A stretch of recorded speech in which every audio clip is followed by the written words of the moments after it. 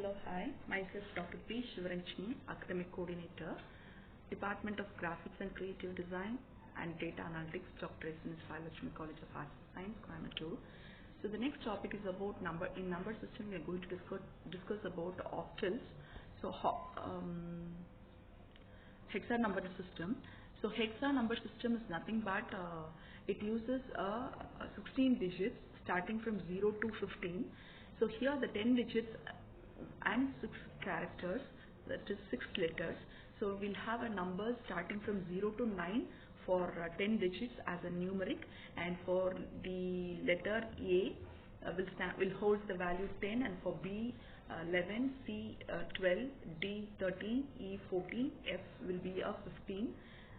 F will be 15, and the letter represents the number starting from 10 to 15. We'll also call this hexadecimal number as a 16 number system, and whose base value will be 16, and we can also call this the radix as 16.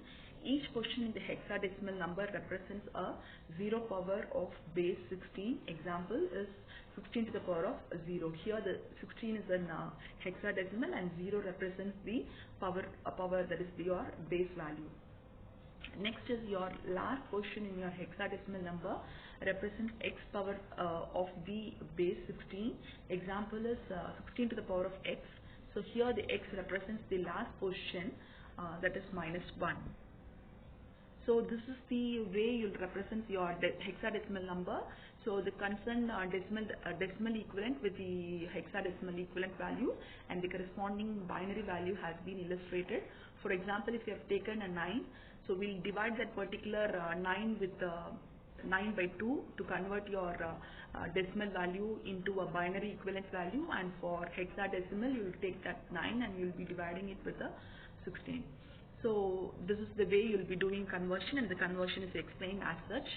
So if you take an example, you have taken 12,570. This is a decimal number. You are converting this decimal number into an hexadecimal number. So we take that 12,570 and we'll divide it by 16.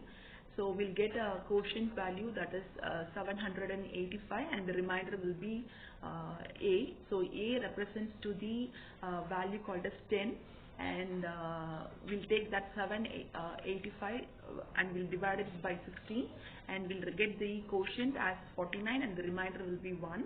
Again we'll take that 49 and we'll divide it by 16, so we'll get a remainder as 1, and the next one is we'll take the quotient value 49 and we'll be dividing it with 16, and we get a quotient that is the remainder as 3. So this is the so we will start writing the hexadecimal value from the LSB to the MSB, that is 311A. So A refers to 10. So either you can written as 311A or 31110. So here since it's an hexadecimal value, we can represent it as 16 with the base or a radix 16.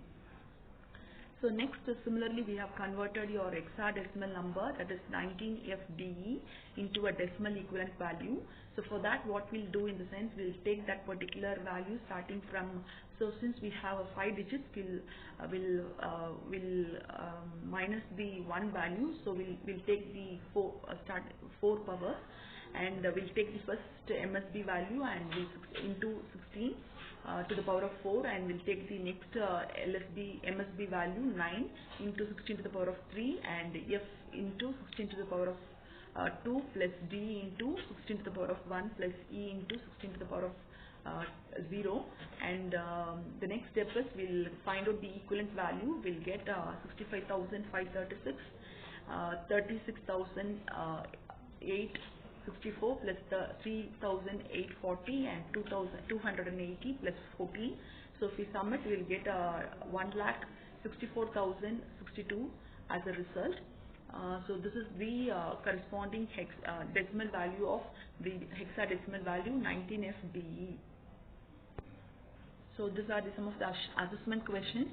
So converting a decimal number to a hexadecimal number, that is 1770, and the next one is converting your hexadecimal to a decimal number with a representation of hexa numbers A1 to E, And the next one is the decimal number with the fractional part, 1202.34. We have to convert this decimal number into a hexadecimal number, and the corresponding answer is also given.